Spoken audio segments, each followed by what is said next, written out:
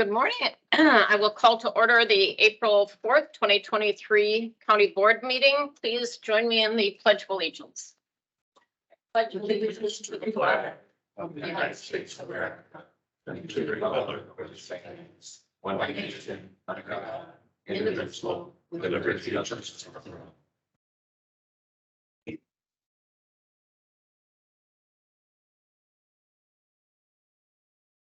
Good morning. Do we have any disclosures of interest this morning? All right, hearing none. Review and approve the county board agenda. Are there any changes or anything? I'll move approval. Second. All right, it's been moved. Can I just have one question? Yes. I just want to, no, I'll do it later. I'll do it at the end. I'll do it at the end. No. Okay. Been moved and seconded to approve the agenda. All those in favor say aye. Aye. Anyone opposed? Passes. Review. What did I do? Forgot the minutes. Did I miss those? Previous board meeting minutes. So I'm looking at the wrong. You're right, I did. All right, review and approve the board meeting minutes. Move approval as presented. Second. All those in favor say aye. Aye. Motion passes. Thank you very much. All right, review and approve the following items on the consent agenda. Everyone's had an opportunity to read through those. Are there any questions? Move approval. Second. All right, it's been moved and seconded to approve the consent agenda. All those in favor say aye. Aye. Anyone opposed? Motion passes. The regular agenda, Land Use Management Director's Report. Samantha.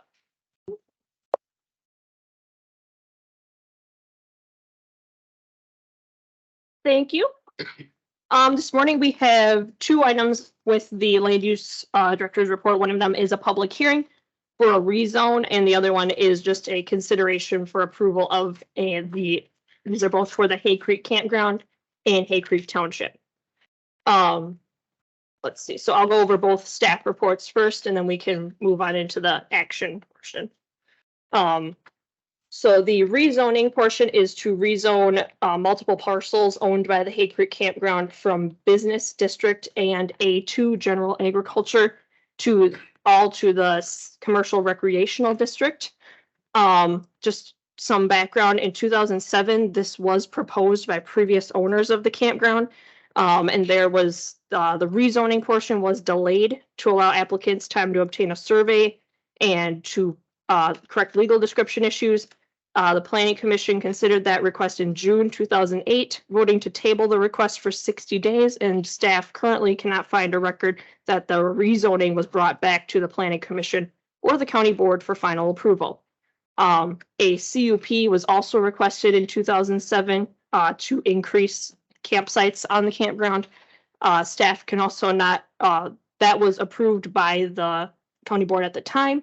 However, no recorded document can be found by staff at this time, and a map or a layout of those sites is also not available. So there's the rezoning request, and the Planning Commission did hold a public hearing at their March meeting and determined that the commercial recreational district best suits this operation, where resort facilities, including cabins, campgrounds, recreational vehicle sites, and on-site restaurants are all conditional uses. The campground has been operating in the business district for many years, where campgrounds are not a permitted or conditionally permitted use. Campgrounds are a conditional use in agricultural districts. However, staff feels it's important the entire Hay Creek Campground complex be uniformly zoned. Planning Commission recommends the County Board adopt the staff report, adopt findings of fact, accept the application, testimony, exhibits, and other evidence presented into the record, and approve the map amendment request from Gareth Brickson, the owner, to rezone parcels from B Business District and A2 General Agriculture to the Commercial Recreational District. The second portion of the request is a request for a conditional use permit to permit an existing campground to expand by 60 sites and add 6 cabins and additional campground facilities, including bathhouses. The campground currently has 180 sites for tent and RV camping, including approximately 40 horse camping sites. The applicant is working with Minnesota Department of Health staff to permit this proposed expansion. And the Department of Health does require all local permitting processes be completed before they would issue an amended license to the applicant. This expansion is intended to be done incrementally over multiple years. The applicant needs to work with our environmental health department on the septic. It is possible that the septic will need upgrades, and they have provided a copy of a contract for septic system inspection and preparation of a plan, which fulfilled condition 6 of the original Planning Commission's recommendation.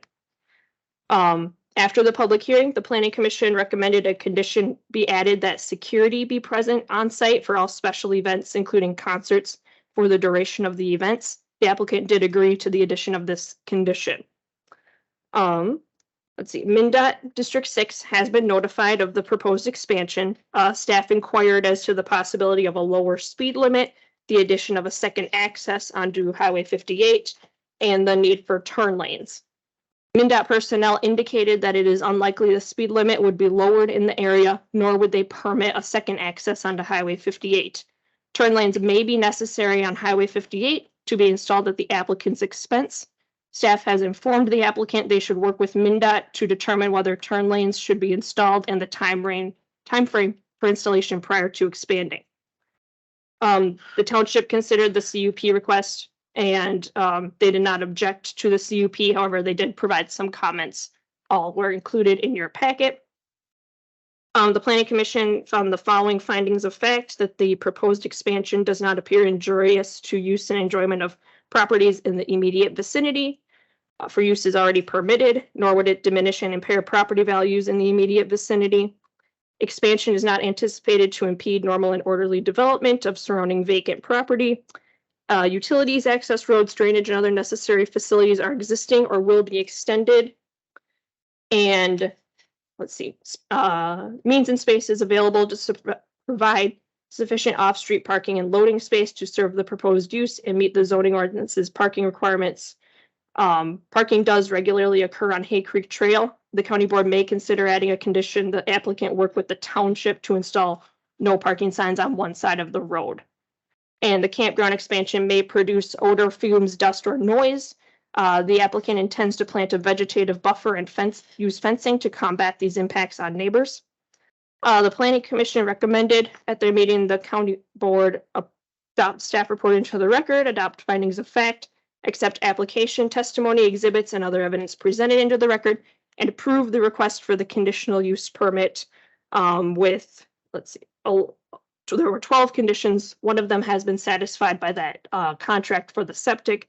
Therefore, there are 11 conditions, including septic compliance, platting the property before issuance of any building permits, and having security personnel on site during all special events. So that, I know that there has been a lot of public comments forwarded to all of you. They were also at your tables this morning. I would just like to note that the public hearing is for the rezoning portion only. So that is what the comments should stick to, is the rezoning. And then the conditional use permit is not a public hearing. So I would ask the board that we start with the public hearing and the rezoning portion, and I will need 2 separate motions. One for rezoning and one for the CUP. All right. So motion to open public hearing. So moved. All right, it's been moved and seconded. We will open the hearing to public comments. If you would like to speak, please come up to the microphone, give us your name and your address.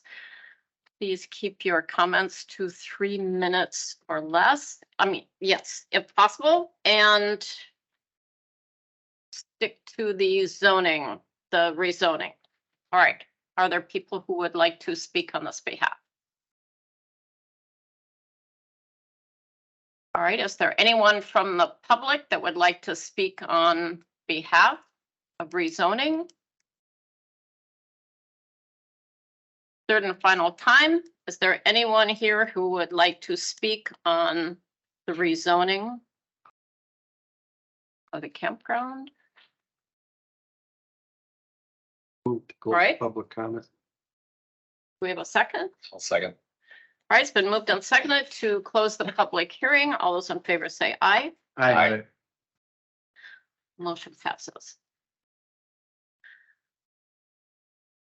All right, we have a motion about the changing of the zoning. I'll move, we accept the map amendment rezone for Gareth Brooks and the PAC recommendations, And that's including all the, finding of facts, everything. right, The rezone. or second. I'll second.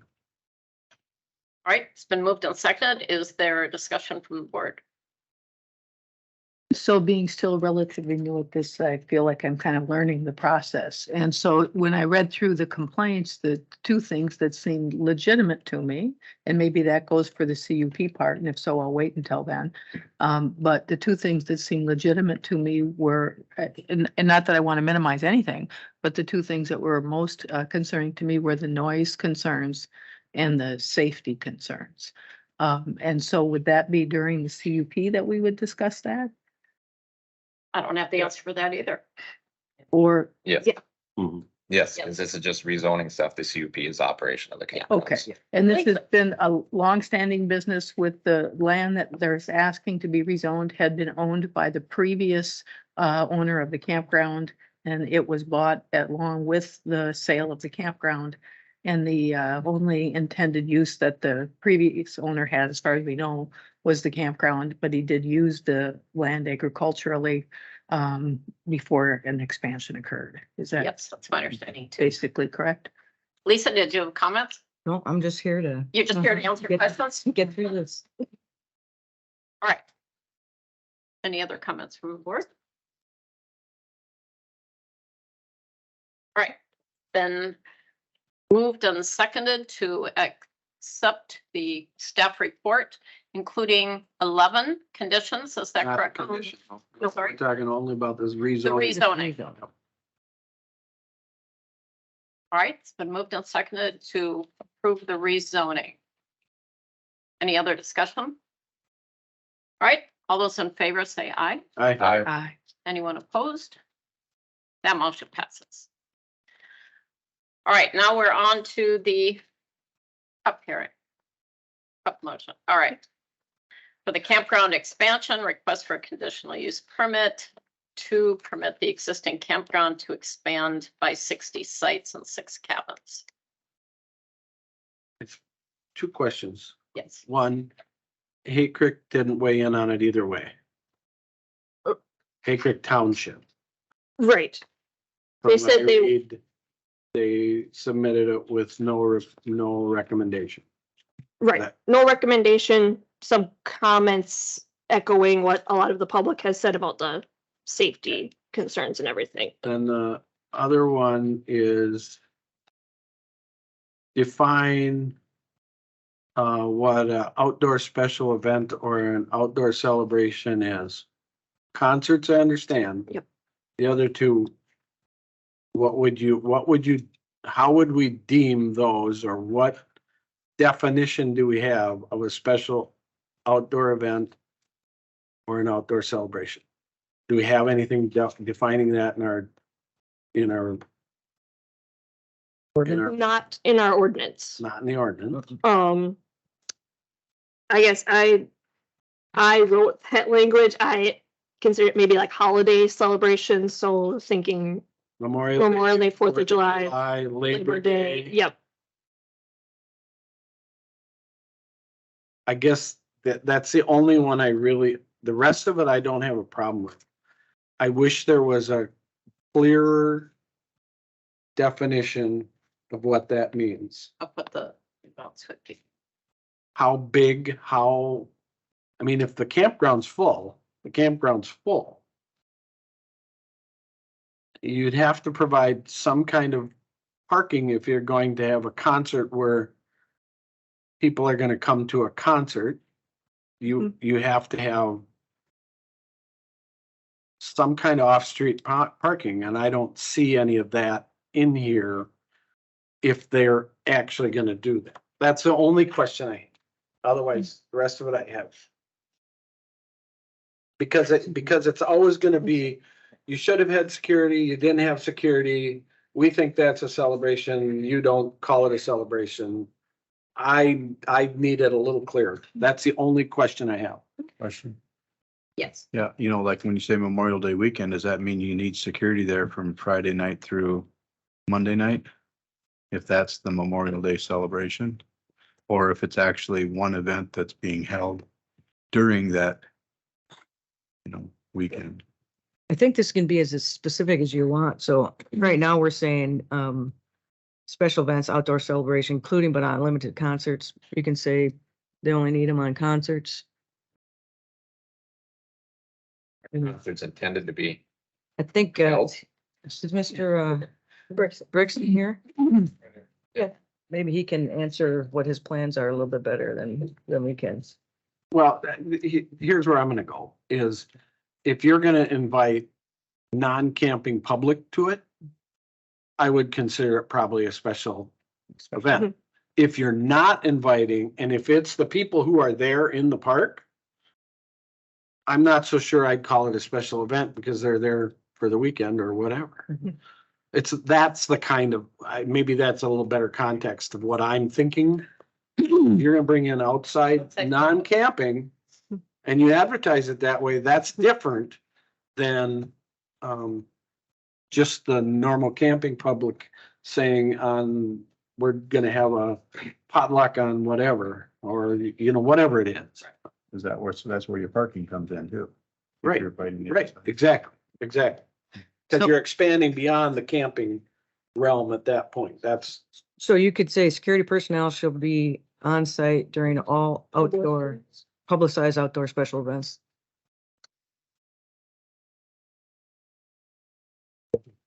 you're to be able to tell me that you can manage it. That's what I'm saying. And I didn't, Yeah, Yeah. that was too vague for me. And I don't care how you rewrite it. yeah, but- adding the word publicized is what we did for the Veterans Memorial. Mhm. Where we said if you're inviting a lot of general, you're putting it in the newspaper and whatnot, they had to abide by certain restrictions. And how about if it's on their website? That would be publicized. That would, Okay, that's publicized? Yep. Okay, and I think one of the concerns that was raised, and I looked at the website today, was the quiet hours were after 11, and on the concert, it does list the start time at 7 PM, but it doesn't list an end time. And it would seem reasonable that they would have to list an end time of an 11 PM, and if that's what the conditional use is, why wouldn't we expect them to be quiet at 11 PM? Mhm. The other thing that I wondered, and this is, again, I'm learning, I stopped and talked to Samantha early, so I didn't get to read through all the things that were on the desk when I got here. But I know when we've permitted the wedding venues, we've been pretty careful about the noise and the Mhm. concerns that neighbors had about noise. And I know that this is an existing business that's been there for a very long time, so there's some differences with that. But I think, and maybe you can answer this, but I think the venue that the concert is in is faced so that the sound goes parallel to Highway 58. Is that correct? I think so. I mean, that's how it looked to me. It faces 58? Mhm. And what would be the problem with turning it around so that instead of facing the neighbors who live across the highway, it was actually facing the campers who were there at the concert? And would there be any problem doing anything as far as sound, so less of that sound transferred to the neighbors who are concerned about this? Yeah, we did actually discuss that. Sir, would you come up? Thank you. Just give us your name, please. Gareth Brixton, owner of Hay Creek Campground. Yeah, we were discussing that last week to try to, be more courteous during, when we have live music events. Mhm. Like the special events that we have we don't sell tickets or anything like that. Our concerts are, 3 hours. The musicians will take a break. It might be it's normally 7 to 11. That's with the break. So 3 hour playing time, with a break in between normally is done at 11. But with, going through all this, our quiet time will be 11 o'clock. We'll abide by that. And I think the neighbors have some concerns that historically that hasn't been the case. And do you want to respond to that or not? I guess I can't really say, because we pay for 3 hours of music, they don't play past that. So I think not only the music, but quiet time generally, I think was a concern. Yes. So we are out there and, we do our best to keep everyone quiet after 11.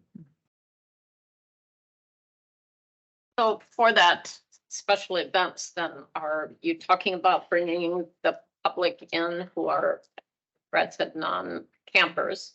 And then how would traffic go and where's the extra parking? Do you have that? So we do open it up to the public. I would say maybe, a lot of people ride their side by sides. It's a lot of neighbors that come out. So parking for a side by side is very minimal. We have, our one gravel parking lot. We have some parking up top by the horseshoe pits. We have parking down by our red barn, our shed. So we can, we do use up all of our parking when we have, small music events. How many cars can you handle? Probably 60. And how many do you get?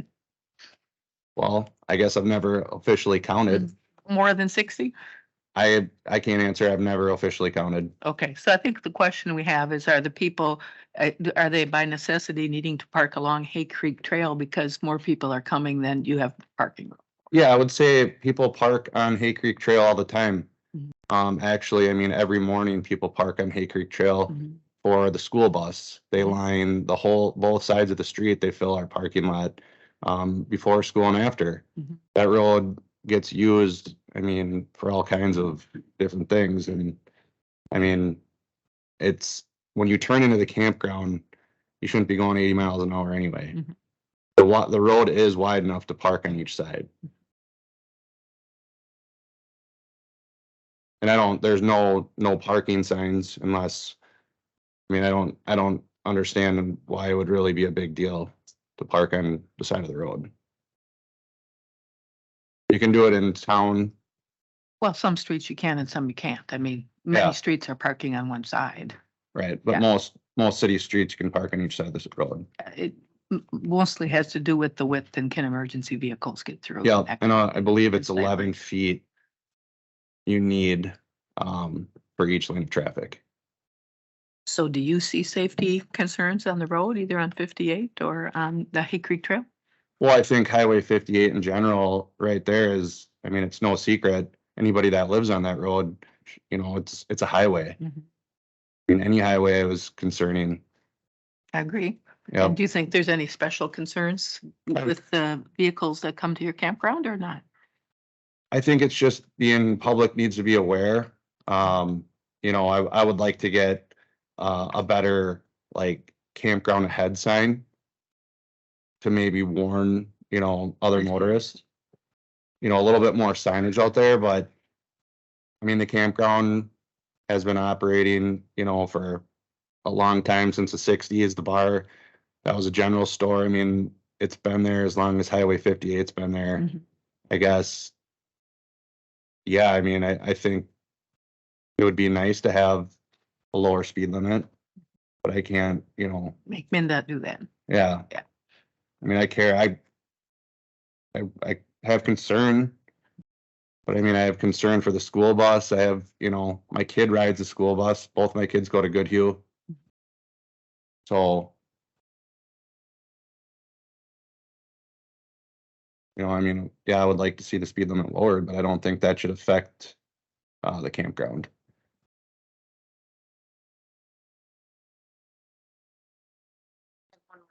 With the parking, and that is if you are asking to expand it by 60 sites, so that's reasonable, at least 30 cars, believing there might be 2 people in each car, plus 6 cabins. So that in and of itself is a considerable amount of more parking, more cars. And then on top of that would be the special events that you have. So that does seem as if that's an incredible amount of parking needed. Well, we have Horseshoe League every Tuesday night, and there's about 80 people that come to that. There's 8 teams with 10 people on there. And we have no problem filling that and staying off the road. Okay. Every Tuesday, and you know, we are a bar and a restaurant. We have customers there every single day.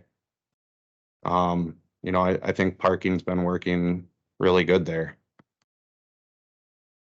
And then with the cabins, there will be 2 parking stalls for the cabins for each one.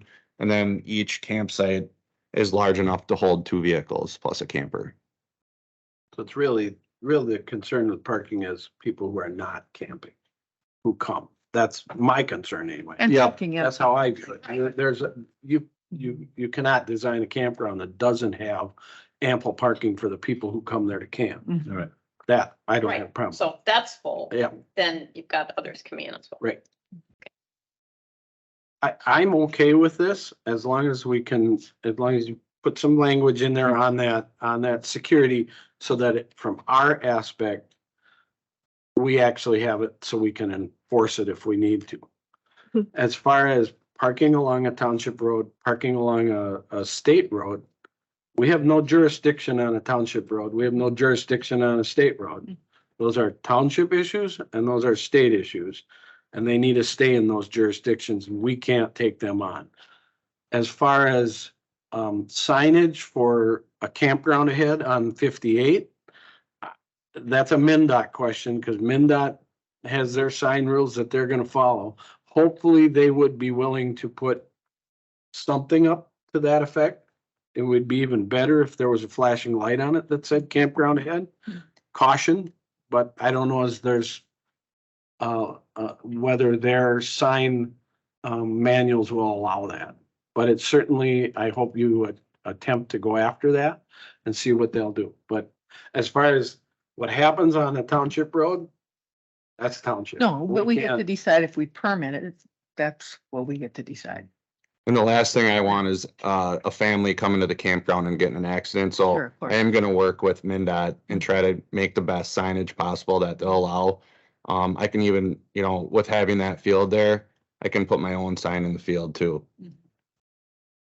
So, So I think that the concerns were the noise, and I'm not sure if anybody else here thinks that trying to find a way to minimize the noise going to the neighbors and have it going more towards the campers makes sense. I don't know if you agree with that. Then the other thing I think was raised maybe in many of these letters were fireworks. And I understand that lots of people shoot off illegal fireworks, but I think lots of campgrounds that say just we aren't having fireworks at a campground. Or if that wasn't acceptable, certainly things that are going up in the air are illegal. And how is it that fireworks are handled in the campground? well, we try to minimize fireworks, but like you said, I mean, it's not just Hay Creek Campground shooting up I fireworks. understand that. I And understand that. we're horse camping, so we really try to minimize fireworks because of our horse campers. I'm not saying that they haven't gotten lit, you know, people haven't brought them in and blown them off. And is there a way that you try to stop that? Do you go talk to the camper and say, hey, Yes, because we don't, the last thing we would like is horses running wild around there, so, you know, we're trying to minimize that as much as possible. But, you know, I know for a fact the fireworks are getting blown off all over the neighborhood. I understand that. Yep. Yep. I understand that. Do you have security? I mean, that was, We don't have official security, but last year, we made some security shirts and we had volunteers that wore them for, we'll call it a concert, but we're not like selling tickets or, you know, entry cost or anything, but we did have volunteers that wore the shirts that kept an eye on everything.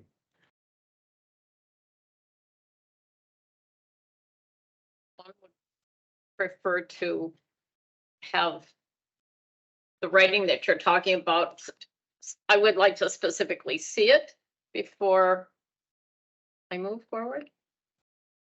So, We're just talking about putting one publicized, security personnel shall be on number 11 shall be on site during all publicized outdoor special events and celebrations. That satisfied, if it's satisfied. right, Publicized satisfied publicized me. and non-campers attending. I think is, Well publicized. but you know, is your comment about Well, the horseshoe league. I mean, there's soccer leagues, there's all kinds of leagues that happen.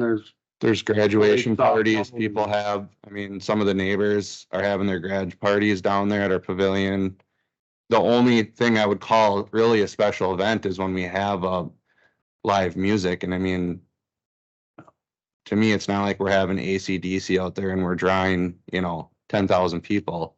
We're having small, 3 to 5 piece bands.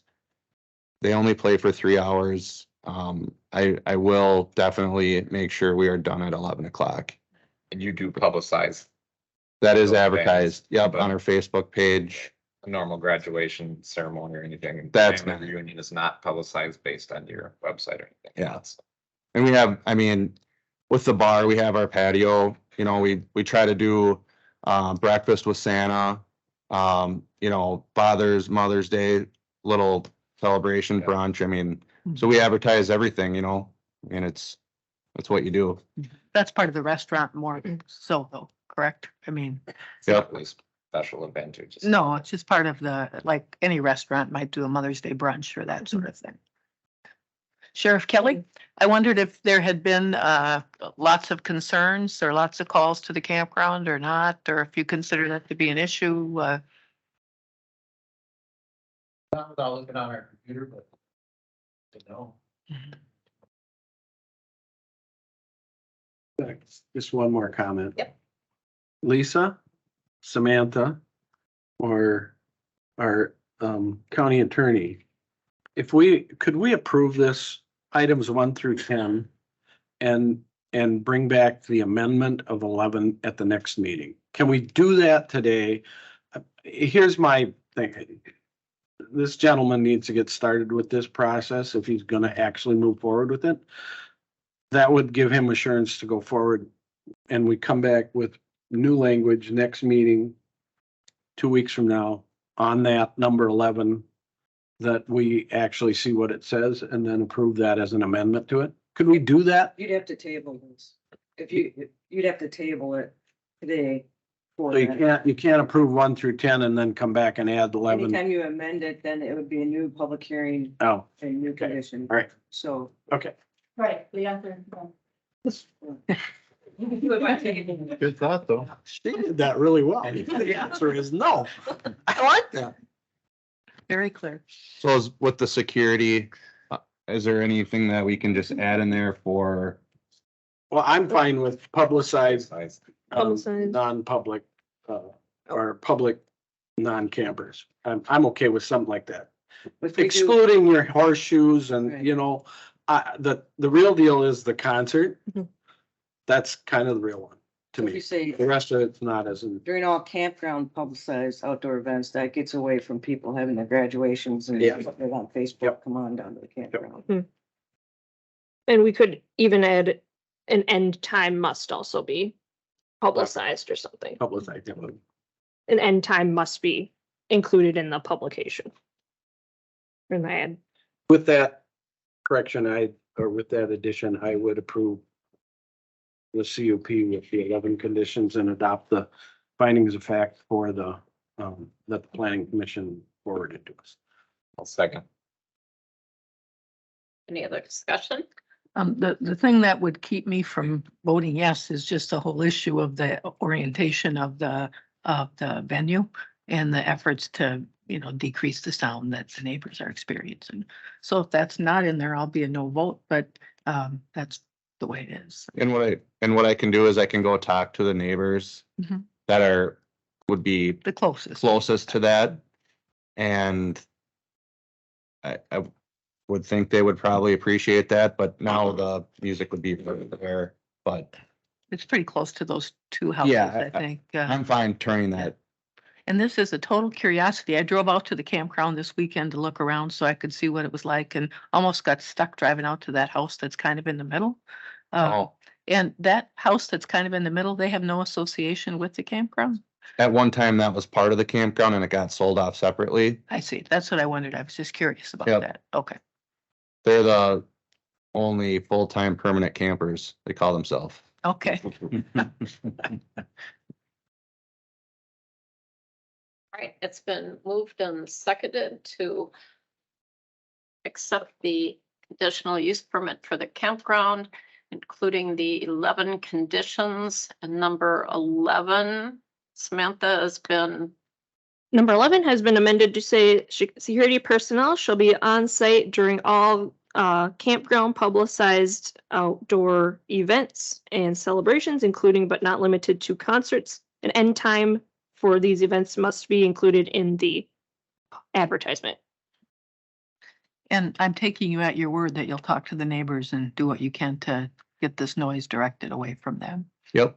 There's also a possibility of getting screening and trees Well, I think that's already, because they suck up the sound. Yep. And there's possibilities in going through the permitting process that staff can add some of that to it without us having it in here. and I think if I remember looking at that, it's built right now kind of like I don't think it's a solid back to it. Is that right? It's not, well, there's no footings in the ground. It's a floating deck basically with a roof. Right, so it wouldn't be hard to turn particularly, but if there were, I think there's holes through it all the way around, kind of like a corn crib would be. There's tin on the, like old barn tin on the back side of it. Okay, so I just didn't see that. So. Yep. so moved and. I have your answer. Oh, good. Oh. Why don't you come to the microphone, Marty?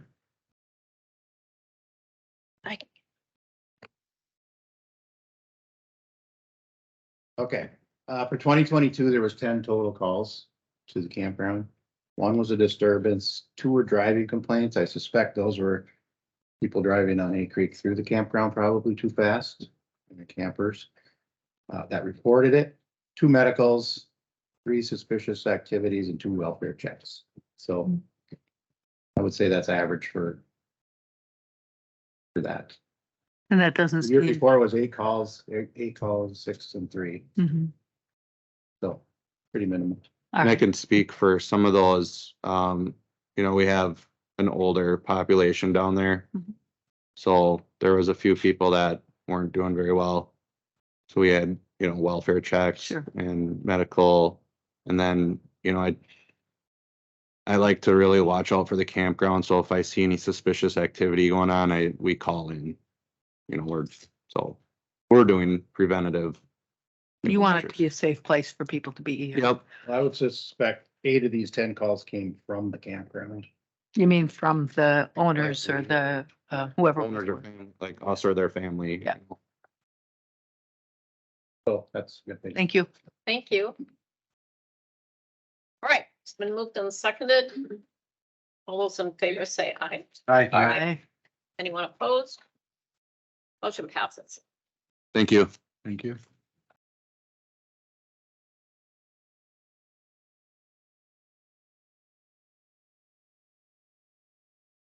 Samantha, is there a third one on here? No. No, all right. Public Works Director's report. Thank you. Thank you. Thank you.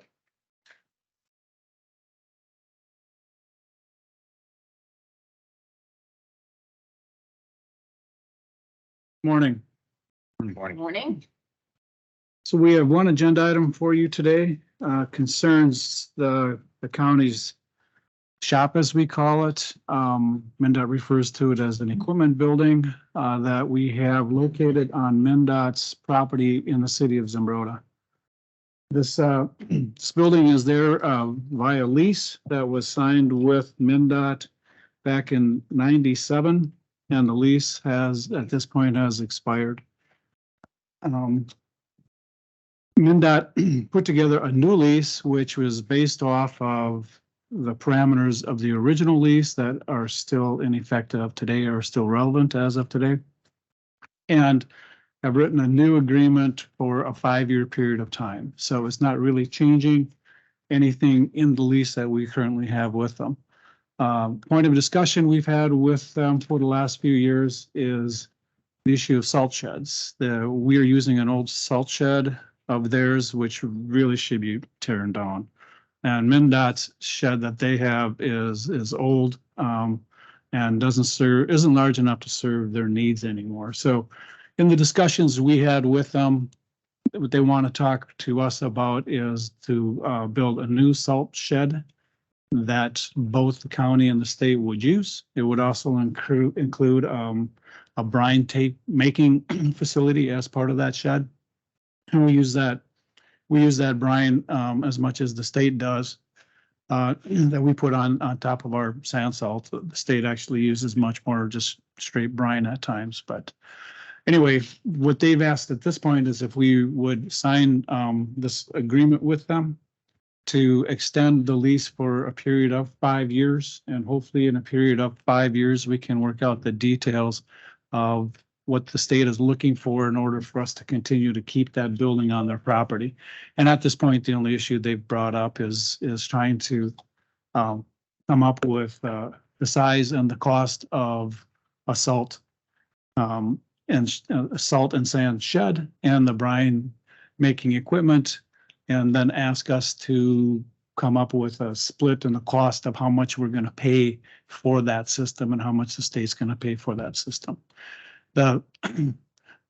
We started these conversations back in probably 2021 timeframe, and MnDOT just hasn't had staff available to continue on our conversations. So with that, I'm asking that the board sign this agreement. It just gives us another 5 years here until 2027 in order to work out the details. The last thing we want to do is let this lease just totally lapse, because the way it's written is that we can sell our building to MnDOT at a mutually agreeable price. And if we can't come up with a mutually agreeable price, then we're going to move the building off their site. And that's the last thing we want to get into, would be trying to either take down a building like that, find a new home for it. We'd probably be better off in that scenario, giving the building and start from scratch. So I'd rather not even be talking about getting to that point. So with that, staff's recommendation is that we enter into this new agreement with MnDOT and push them to begin and continue negotiations to figure out the details on what it would cost for a new sand salt storage building and a brine making system.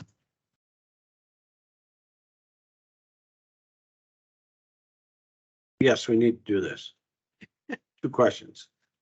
They've always had access to Kenyon for salt and sand. Yep. Yeah, part of the That original, didn't change. Yeah. Correct. Part of the original agreement was that we had to build that sand salt shed at Kenyon. And we had to make room for, I think it was 400, a total of 400 cubic yards between sand salt that would be available for MnDOT to use. And the building is there. We built it, and we did build that capacity into it. As of right now, MnDOT's changed their operations to the point where they don't use as much. Well, they really don't use a whole lot of sand on their system. They're pretty much going to a straight salt system. And the way they worked out their routes and they worked out their equipment, they really don't use their portion of that shed, but it is still there and it is still available for their use if they ever want to use it as part of this agreement. And then when you talk about some kind of a cost share for building some new facility at Zimbrona, my assumption is the same as it is with building we currently have there.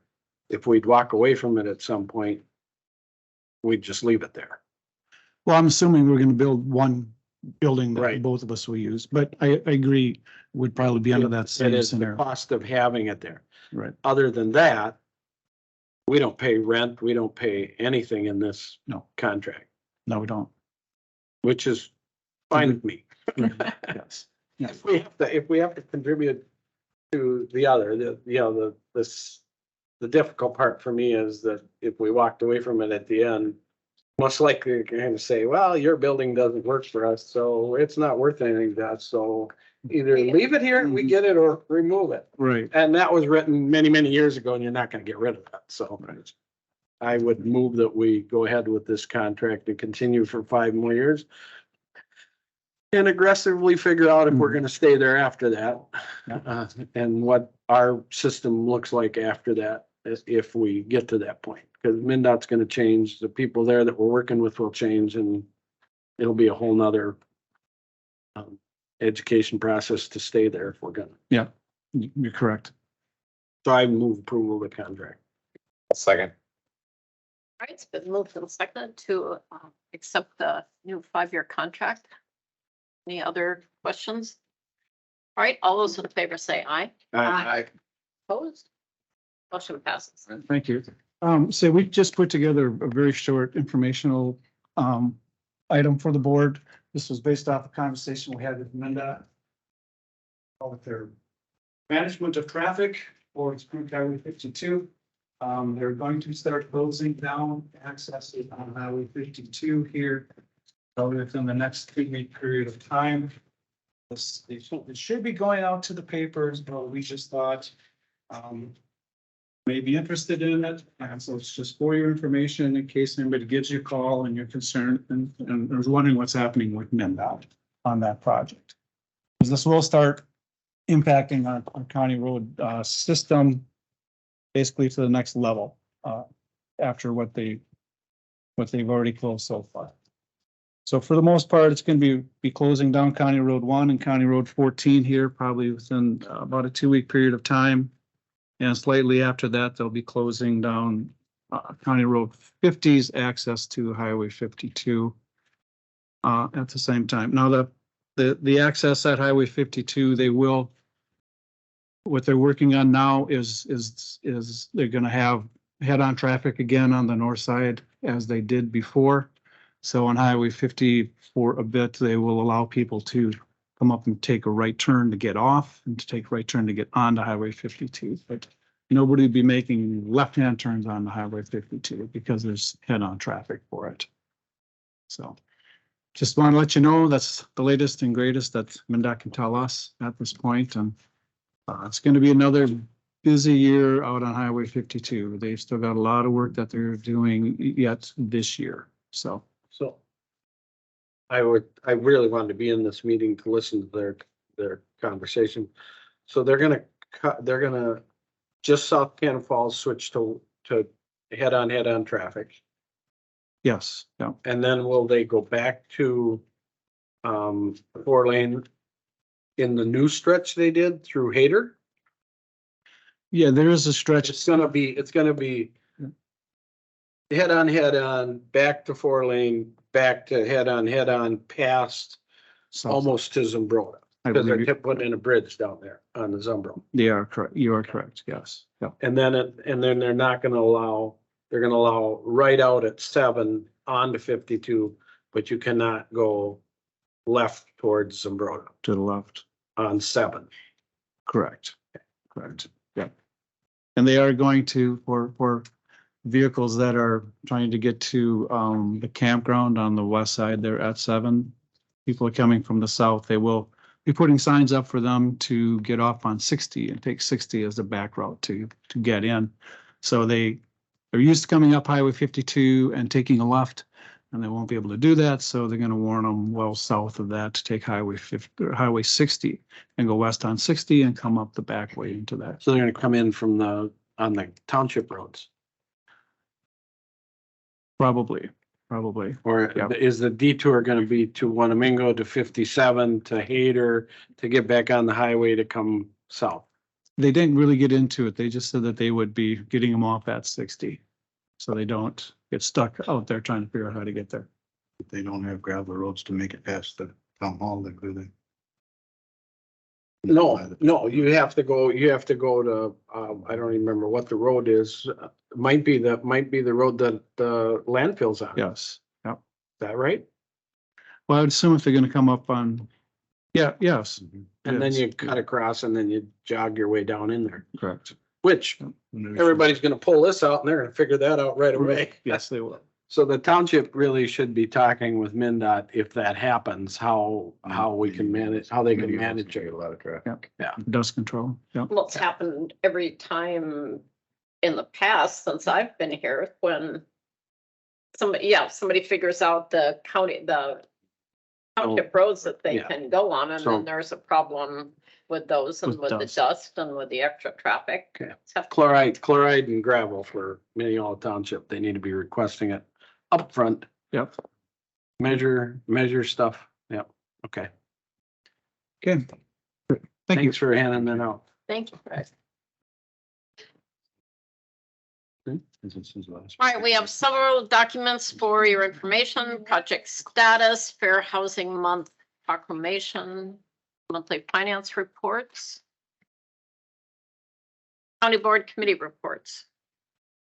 The one thing I wanted to talk about, and we've talked about it several times at our state AMC meeting, and it goes back to item 3 under the consent agenda. And when we acquire forfeited properties, there's a lawsuit, and Brian's probably aware of it, between Hennepin County and a person by, I think the last name of Tyler, who Hennepin County received a condo in foreclosure, tax foreclosure, like we receive them. And they consequently went through and sold it, and it had $15,000 worth of tax liability against it. It sold for $40,000. Hennepin County did everything right by state statute. Those extra $25,000 above the tax amount due are public dollars. They have been sued. It has gone through 2 courts in Minnesota. And they have won both times. It is getting appealed to the Supreme Court over that dollar amount. So as we go through tax forfeiture, I think we need to keep thinking about that and keep watching what happens with that. The law firm that is doing that suit is out of California. They have 400 and some lawyers. They do all this work. They don't charge anybody anything for it. They have had 16 cases in front of the Supreme Court. They've won 14. They have 3 cases in front of the US Supreme Court in this calendar. Unbelievable. It will be interesting how that comes down over that. And with all the opportunities for people to sell it themselves and pay the tax, whatever, why is it that that's coming to us? And the second thing is, why are they suing Hennepin County and not suing the state of Minnesota? Because state statute absolutely dictates what you do, and that those dollars are then public dollars, and you can't just hand out public dollars to anybody, even if they were the owner. It is just unbelievable how far this is going, and it makes me worried if they ever make that decision and then say we have to go backwards. Just keep it on your radar. We've talked about it several times. Then I wonder who's funding the attorney for the fellow who didn't pay his taxes for all those years. It's a pro bono that they have 400 lawyers, and they all is donated money and people putting money into that fund. They were interested in this case. Yeah, just why that one got picked out, I don't know, but it's just kind of interesting. I had seen that a while back and I had asked some questions of Brian about that, as to how it works. And it is very interesting. It goes to the property is that of the state then. But yes, I did read that it was going to the Supreme Court. It's going to be an But interesting. why it isn't being the state State of getting Minnesota. sued instead of Hennepin County, but smaller fish are easier to catch maybe. But Hennepin County is a pretty big fish. They maybe picked the wrong one. Thank God it's not us. The other thing I will say is Todd and I both attended the AMC Leadership Conference. Excellent conference, excellent. Actually, the location was pretty good to have it at, and the information you get at those meetings and from all the people you get to visit with it is very valuable. It was a really good conference, other than I haven't written my obituary or eulogy yet, which was one of the tasks. I wrote mine. Did you get it done? Really? Oh, man, God bless you. I can't Pretty do, I simple. couldn't do that. On it, or Thank God. you put a date on it, or? Planning ahead. Estimate. What they want you to do is write that and then work backwards for your Yeah. life goals. Yeah. So you get what you want to accomplish done. Okay. And I struggled. Oh, I'm terrible. gonna struggle with If that. you set a goal, you're more apt to reach it. That's certainly Yeah. true. I don't like to talk about not being here, but But I think someday you have to. I'll mention two things. Brad and I had a meeting with South Country and HHS about possibly increasing dental services through the care clinic. And South Country is going to look at rates and asking Delta to look at the rates with Blue Plus Two, and it looked like there'd be some opportunity there. And I think Nina's going to help look at some grants that might allow them to increase the services. So that was an encouraging thing.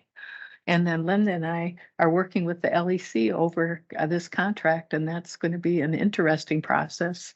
We're coming from the notion that they should pay their actual costs. And I think what their actual costs are going to be quite a big surprise. So we'll see how that goes With more or with less? with more. And the space is okay, or are we still looking at? A space study is Space. probably going to happen, at least for the county end, and the city has to decide if they're going to do a space study as far as the police department is concerned. I was at this leadership conference. I sat with one of the Steele County commissioners, and they're like us, 120 or 30 jail spaces, Mhm. but they don't nearly have, they have 28. Yeah. 28 inmate. Talking about converting part of the jail into sheriff office and whatever, Sure. $5 million Mhm. Oh, just for the remodel. just for remodel.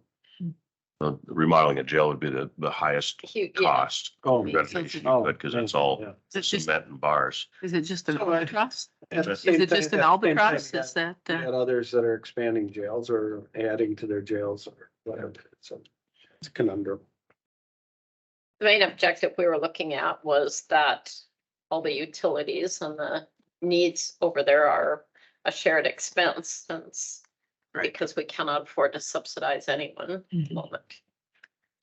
So yes, that is this afternoon. All right, anything else? Under new and old business, I have one item. I'd like Briggs to come up and talk about National Association of Counties, National County Government Week, their month. Right. There's a proclamation and he's got a bit of social media that he's planning to do. If you pass the proclamation. Morning, commissioners. I'll make it quick because I know we're already kind of over time right now. So NACO has implemented April as a National County Government Month, and they've given a list of recommendations, and they have a theme. It's called Rise. Let me pull this up real quick.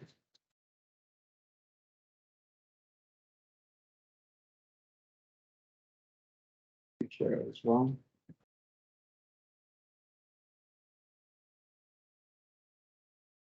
So RISE, it stands for Resiliency, Inclusion, Solvency, and Empowerment. I had just pulled up what all of those meant, and then subsequently, I accidentally exited out of the app. So I can pass that information along to you as well. But I had kind of gone through, and depending on what their definitions were, I kind of came up with 4 different things that we could really focus around. Resiliency, I believe, is talking about trying to push the community in the future as well, no matter the situation that you have at current. So I was thinking we could focus on the lobbying efforts that we've done up at the Capitol. I think that's really important to highlight. Inclusion, I know there's been a lot of focus on broadband by this board specifically, so I thought focusing on that would be important. Solvency, I believe it's talking about how we empower our, well, not empower, but how we build out our communities. And I know there's been a lot of effort from this board to push forward on road projects, so I thought we could highlight that.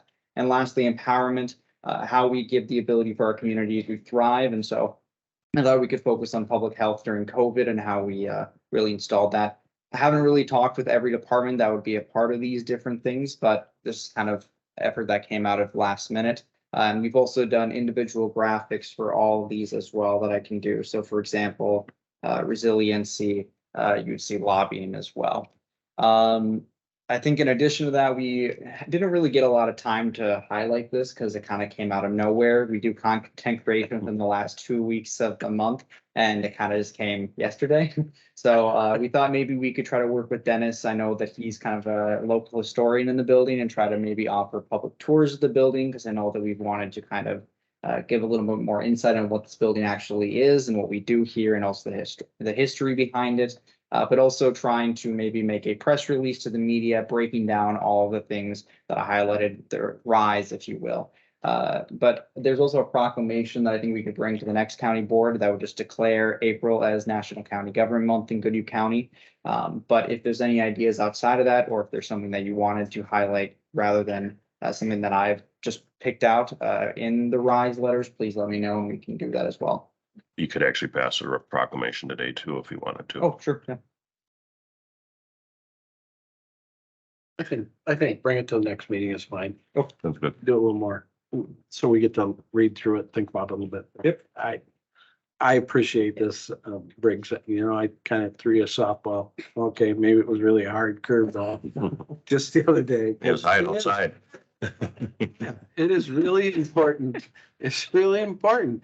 The public just doesn't know what we do. No, they And don't. sometimes we like that, but sometimes they really do need to know where it comes from. We have a lot of discussions, especially at the AMC board meetings, about if not us, who? If we don't drive some of this, who's going to? And it doesn't appear that it's coming from the federal government to drive certain things, and it's not coming from the state government to drive certain things. But it certainly takes, there's 87 counties that are constantly in unison working in the state of Minnesota, and we need to be proud of that, and we need to really highlight that. And we need the public to know that there is a way that government can work, and it is at the county level right now. We're still doing it and not getting all hung up on all the rhetoric around it. We just do the work. I really appreciate your work on this. I'm excited. Thank you. I thought the tours were a good idea. I'm not sure how you'd promote them, but I think, I just thought it was. a We're good still idea. working on it. I got it. All right. Very good. Thank you. Thank you. Review and approve the county claims. Move approval. Second. And seconded, it's been moved and seconded to approve the claims and pay the bills. All those in favor say aye. Anyone opposed? Motion passes. Motion to adjourn. So moved. Second. All those in favor say aye. Aye. We are adjourned. Start in 3-4 minutes. Yes.